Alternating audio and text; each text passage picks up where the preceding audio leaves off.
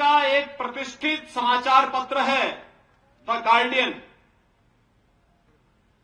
उसमें उसने एक रिपोर्ट लिखी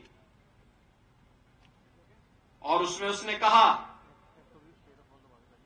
कि पिछले 2 वर्ष के दौरान पाकिस्तान के अंदर दुर्दांत 20 से अधिक ऐसे आतंकवादी चुन चुन करके मार दिए गए और इसमें भारत की खुफिया एजेंसियों का योगदान हो सकता है।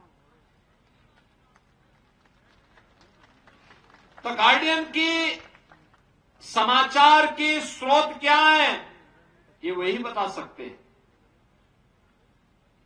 लेकिन आतंकवाद एक समस्या है और इस समस्या का समाधान कोई है तो भारत है। भारत इसकी समस्या का समाधान दे रहा है।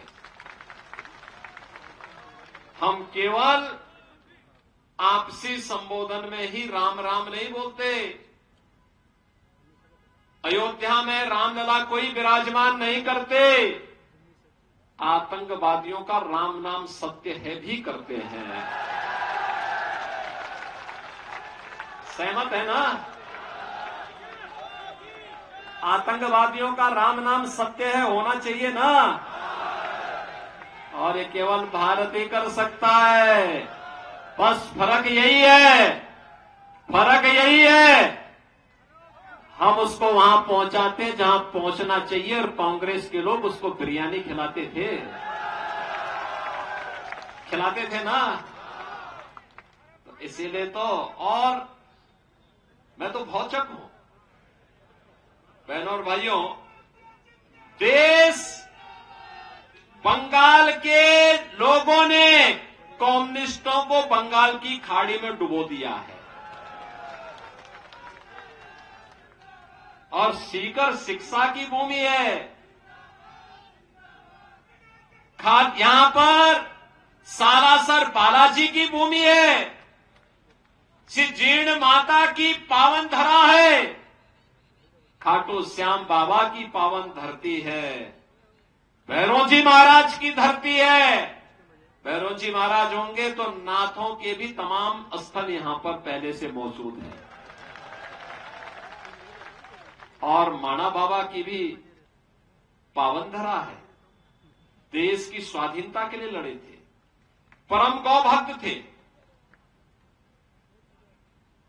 लड़ते लड़ते सिर धड़ से अलग हो गया, लेकिन आक्रांताओं को तब भी सैकड़ों आक्रांताओं को ढेर करके तब अपनी शहादत को प्राप्त किया।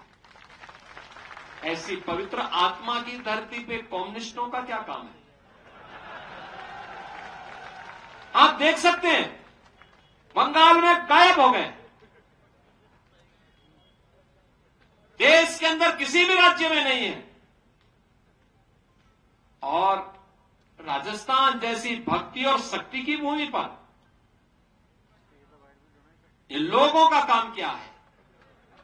और इसलिए बहनों और भाइयों, जब ये देश आज आगे बढ़ रहा है, दुनिया में मोदी जी के कारण भारत का सम्मान बढ़ा है।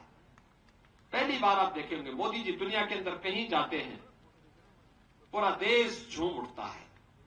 इस सम्मान केवल मोदी जी का नहीं है, 140 करोड़ भारतवासियों का है। सीमाएं सुरक्षित हुई हैं। आज क्या कोई दुश्मन देश भारत की सीमा में घुसने का दुस्साहस कर पाएगा? क्या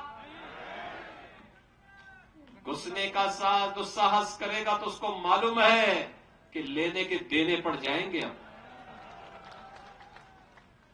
अब नहीं कर पाएगा। नक्सलवाद समाप्त, आतंकवाद और उनके जो प्रश्रयदाता पहले पत्थर फेंकते थे ना जम्मू कश्मीर में, आज वे भी गायब हो गए।